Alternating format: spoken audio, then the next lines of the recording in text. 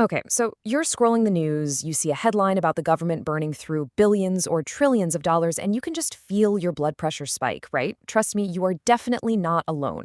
It is totally understandable to get anxious when you hear your country is drowning in debt. But here's a wild reality check to kick off our explainer today. Virtually every single major country on Earth is currently in the red. I'm talking India, Germany, Switzerland, even Qatar. Some of the absolute richest nations on the planet have massive liabilities. Japan, for instance, they actually owe twice the size of their entire economy. Crazy, right?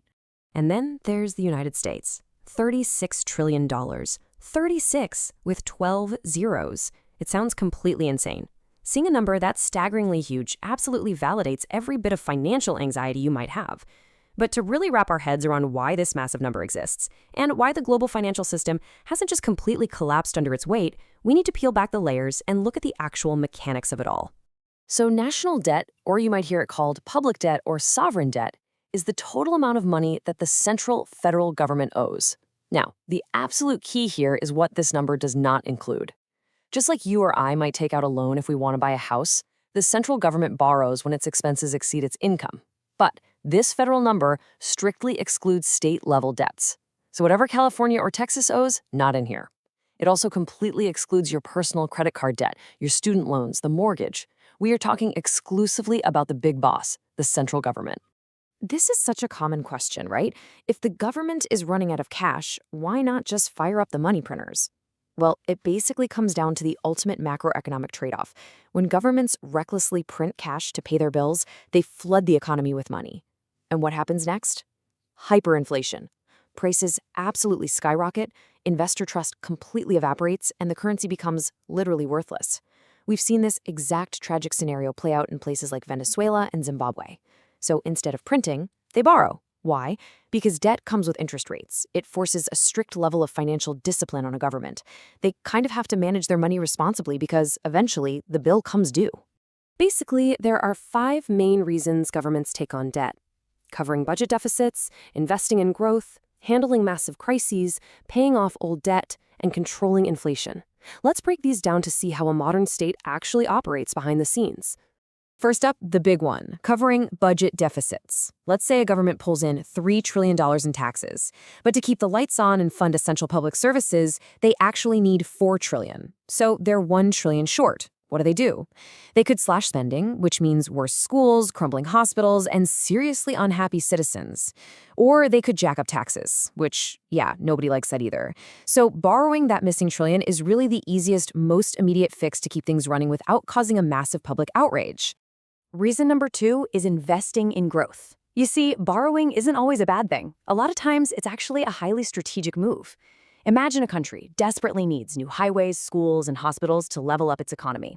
If they try to pinch pennies and save up for it, citizens are stuck with terrible infrastructure for decades. But by taking on debt, they can build those vital projects right now. It helps people immediately and jumpstarts economic growth way faster than just waiting around. And then there are the crises. $3.8 trillion.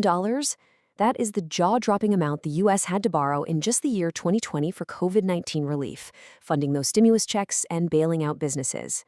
When a sudden, massive disaster hits, whether it's a war, a natural disaster, or a pandemic, governments literally have no choice but to borrow aggressively. If they hadn't injected that cash right then, the whole economy could have totally flatlined. The fourth reason is definitely a bit sketchier: borrowing just to pay off old debt. It's like taking out a new credit card to pay off your old credit card.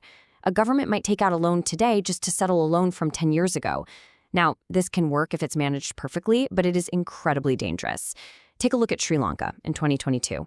Their debt got completely out of control. They defaulted on $51 billion of foreign debt, and the result was absolute economic chaos. If practically every country is constantly borrowing money, who actually has the cash to lend out? Well, there are 3 primary sources. Governments borrow domestically from their own citizens, they borrow from foreign entities, and they interact with their own central banks. Let's look at who actually holds the purse strings here.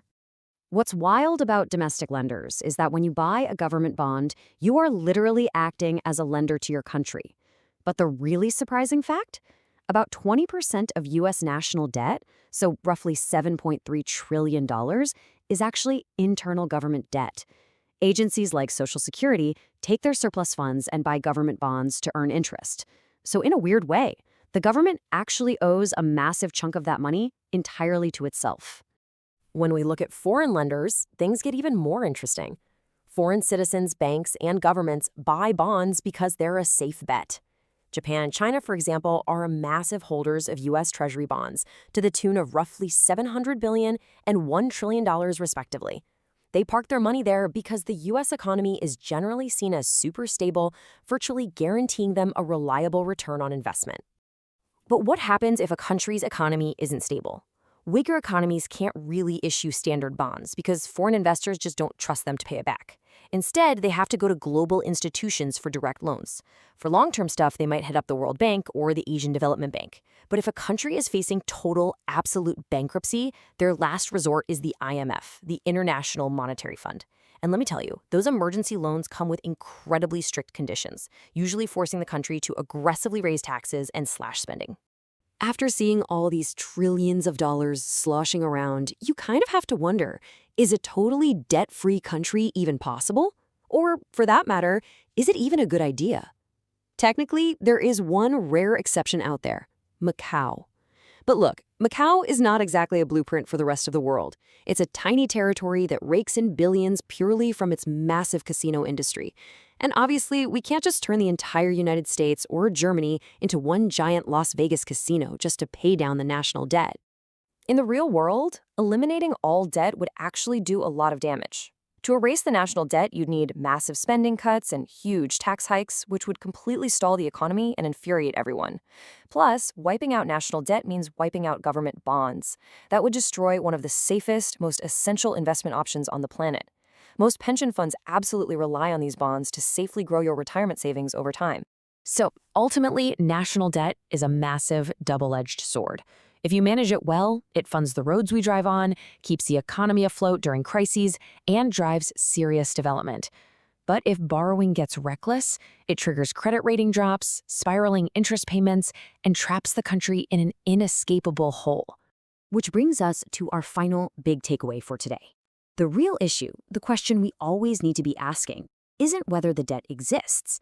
The problem is how that debt is being managed.